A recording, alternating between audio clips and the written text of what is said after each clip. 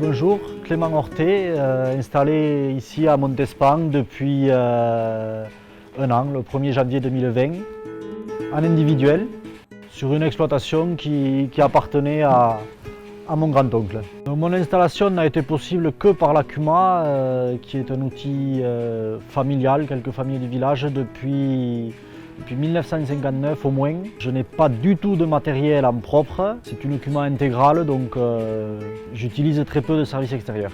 La CUMA compte 25 adhérents grosso modo. Un tiers sont complètement dépendants de la CUMA, un tiers sont là que pour un outil ponctuellement et les autres tiers plus ou moins dépendants. La CUMA a tout type de matériel, fenaison, travail du sol.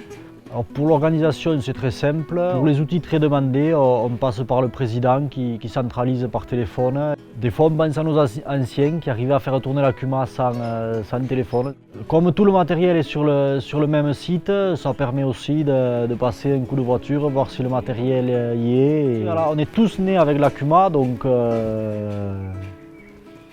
il n'y a pas de souci à ce niveau-là. La CUMA est complètement intégrée au système de toutes les exploitations de la commune, ou à une ou deux exceptions près. C'est une CUMA pour les éleveurs de la commune de Montespan. Pour moi, l'apogée de la CUMA était des années 80 à 2000, après les années 2000, avec les ensileuses qu'il y a eu plusieurs, qui créaient un groupe, même un lien social avec les repas obligatoire, quelque chose qu'on a sérieusement perdu, qu'on essaie de ramener par la fenaison, mais c'est pas pareil.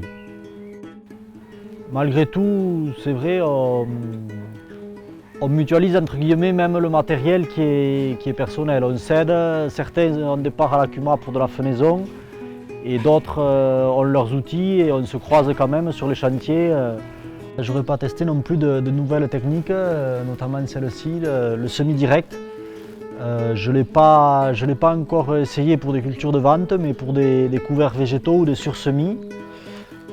La CUMA a aussi cet avantage-là d'acheter du matériel novateur. Et ça permet aussi de ramener de nouveaux adhérents. La Fédération des coopératives de matériel agricole regroupe les CUMA de Haute-Garonne et d'Ariège, soit 139 groupes qui mutualisent matériel, hangars, salariés, pour optimiser les coûts sur leur exploitation et s'entraider localement.